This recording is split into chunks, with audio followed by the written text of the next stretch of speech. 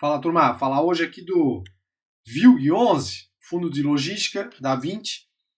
É uma gestora aí que deixa dúvidas quanto à gestão de alguns fundos, como o Vino, o Viur. Parece que o VISC ali estão seguindo um caminho um pouco melhor, né?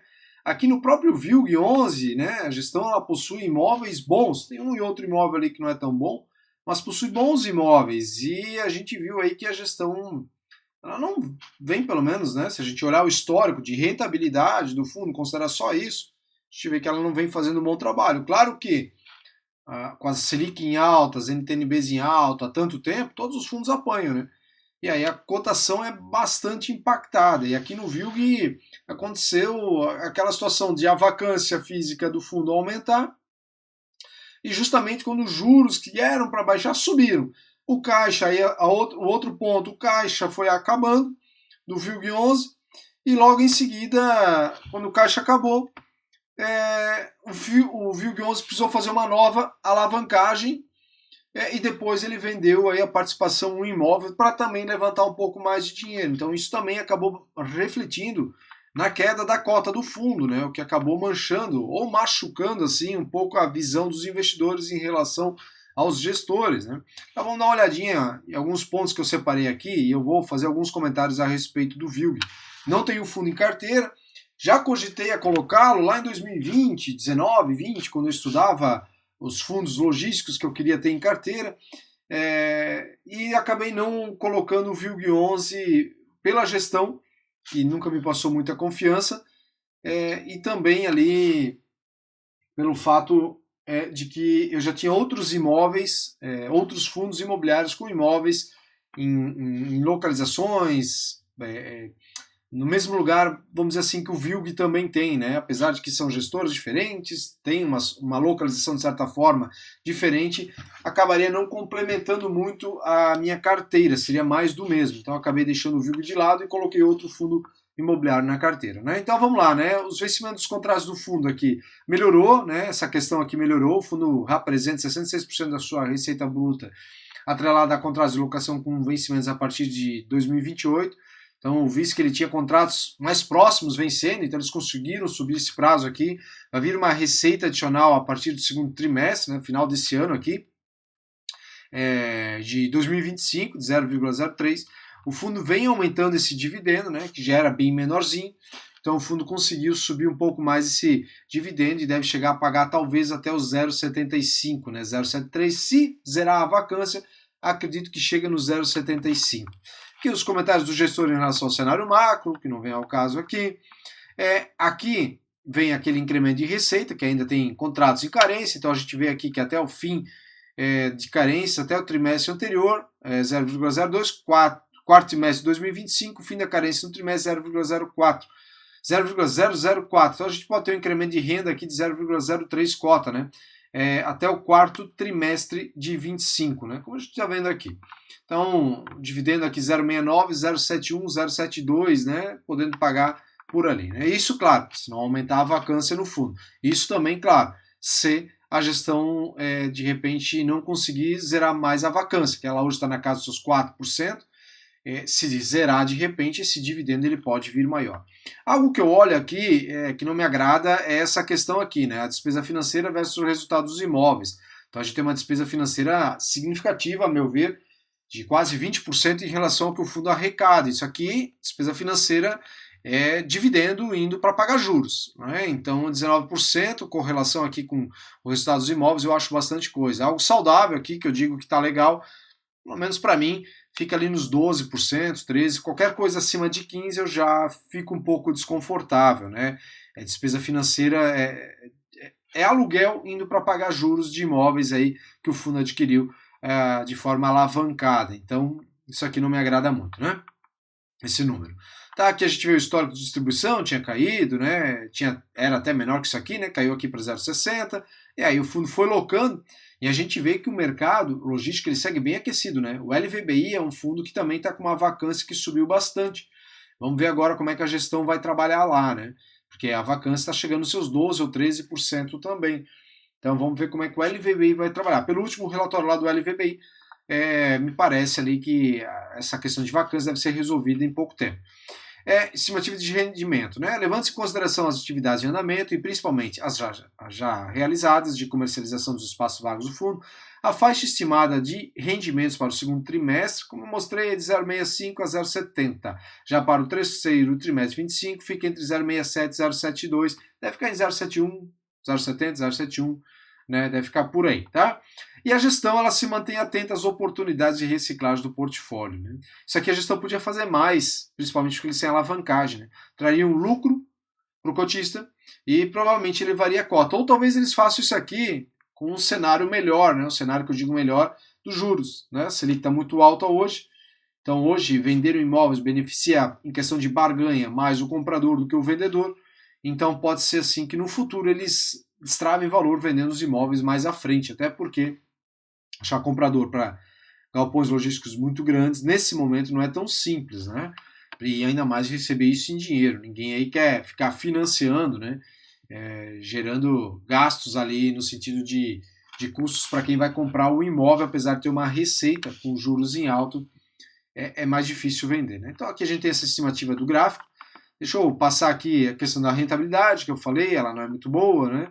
Aqui a gente vê que a base de seguidores que já eram de 160 mil caiu abaixo, aqui chegando nos 150, são 20 mil seguidores. Todos os fundos praticamente perderam seguidor, mas me parece que o VILG aqui me perdeu um pouco mais de seguidores.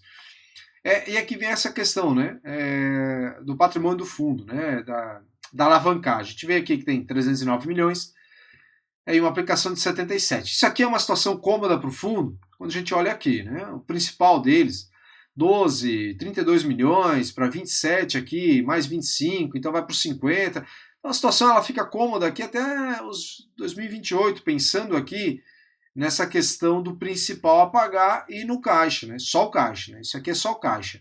Não conta aqui, deixa eu ver pelo menos, as aplicações financeiras totalizam 71 milhões, que incluem 50... Ah, não, esse aqui é o total ainda com fundos imobiliários. Então, na verdade, o fundo ele tem caixa 51 milhões. Então a gente volta para cá, ele tem aqui até 27.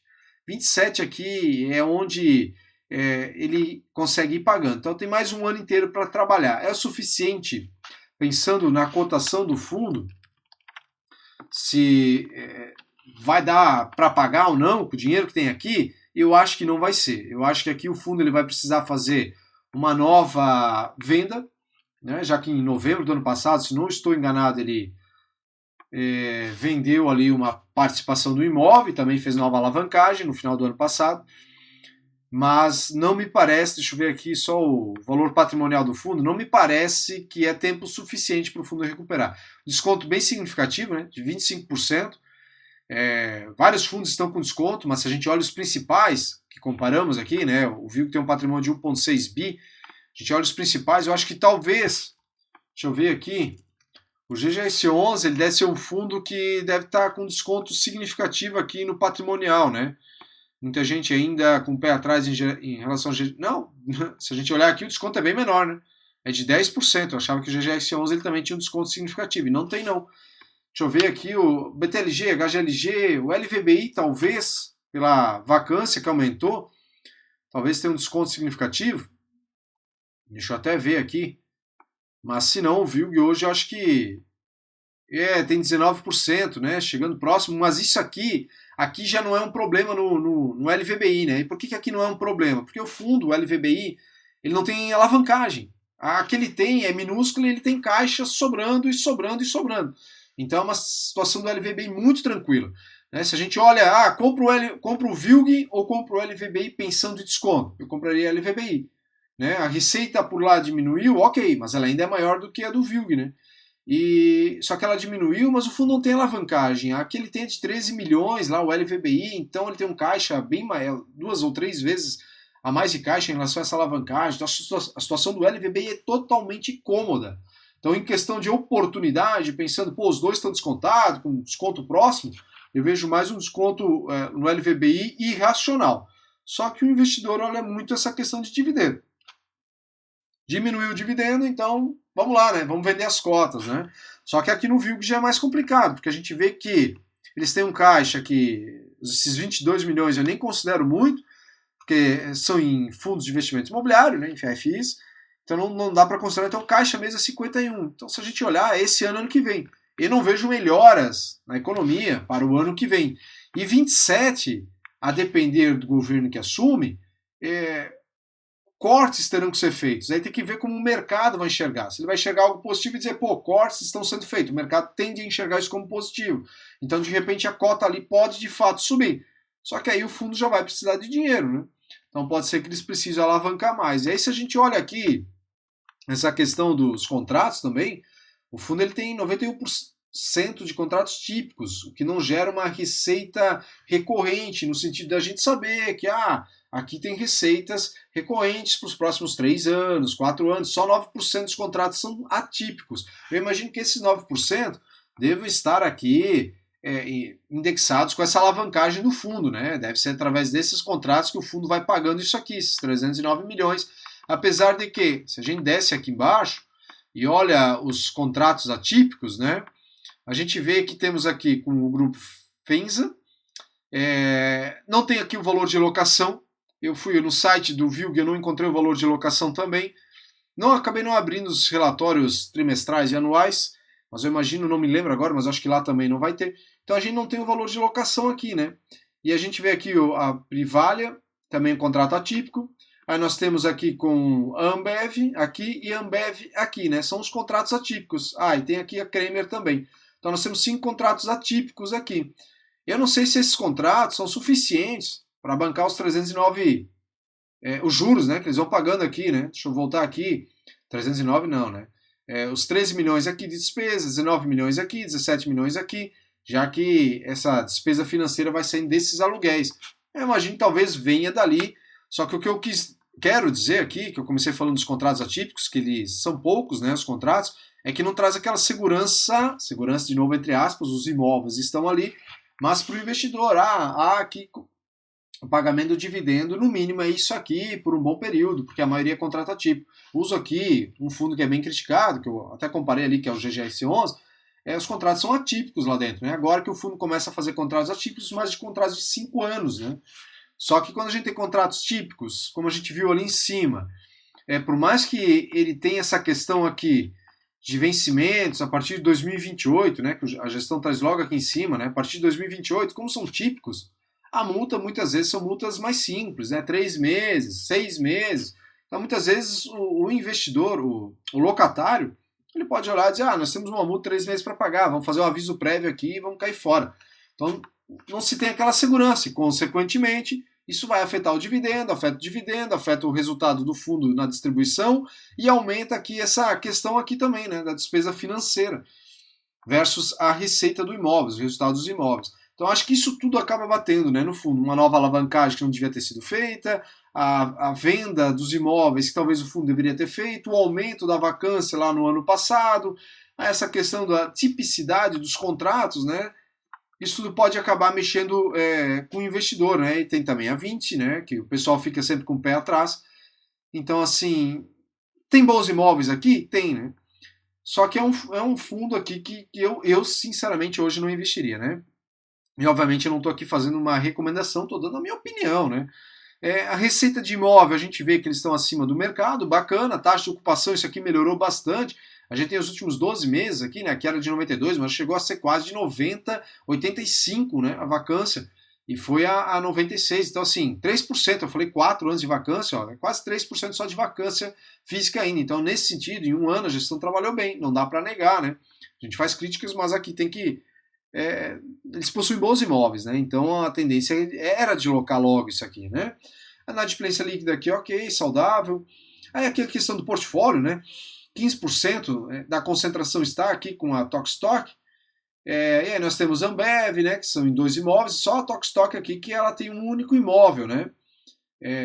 Locado e que representa 15%. Então isso aqui também acaba mexendo um pouco ali com os investidores, né? Até porque o fundo ele tem alavancagem. Se ele não tivesse alavancagem como o LVBI, eu acredito muito que a situação era outra aqui do fundo, né?